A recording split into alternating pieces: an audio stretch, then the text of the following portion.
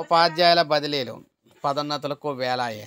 యూనియన్లతో చర్చించిన తర్వాతే నిర్ణయాలు తీసుకుంటున్న ప్రభుత్వం. బదిలీలు ముసాయిదా సంతృప్తికరంగా ఉండటంతో ఉపాధ్యాయుల్లో హర్షం. ఉపాధ్యాయుల బదిలీలు పదోన్నతుల ప్రక్రియ పారదర్శకంగా చేపట్టేందుకు ప్రభుత్వం చర్యలు చేపట్టింది. ఎలాంటి వివాదాలకు తావు లేకుండా బదిలీల ప్రక్రియ పూర్తి చేయాలని భావిస్తుంది. అందుకోసం ఇప్పటికీ పలుమార్లు ఉపాధ్యాయ యూనియన్ నాయకులతో చర్చించిన ప్రభుత్వం ఇటీవల ముసాయిదా విడుదల చేసింది. దీంతో ఈ నెల 7వ తేదీలోపు బదిలీల ముసాయిదాపై సలహాలు సూచనలు పంపాలని కోరింది.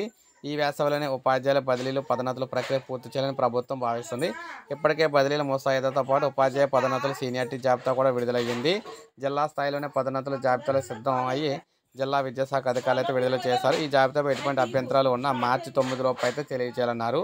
అయితే ఉపాధ్యాయ బదిలీలో ఆచితూచి అడుగులు అయితే వేస్తూ ఉన్నారన్నమాట. రాష్ట్రంలో 44,000 ప్రభుత్వ పాఠశాలలో 1,80,000 మంది ఉపాధ్యాయులు పనిచేస్తున్నారు. అయితే ఉపాధ్యాయుల బదిలీలో గత కొన్ని నెలలుగా నిలిచిపోయిన గత ప్రభుత్వం చేసిన ఉపాధ్యాయ బదిలీలను కూటమి ప్రభుత్వం అధికారంలోకి వచ్చిన వెంటనే రద్దు చేసింది. అప్పటి నుంచి బదిలీలు పదోన్నతులు ఎప్పుడెప్పుడా ఉంటాయని చెప్పేసి ఉపాధ్యాయులు ఎదురు చూస్తున్నారు. ఈ క్రమంలో కూటమి ప్రభుత్వం ఉపాధ్యాయుల బదిలీలపై ఇటీవల ముసాయిదా విడుదల చేసింది.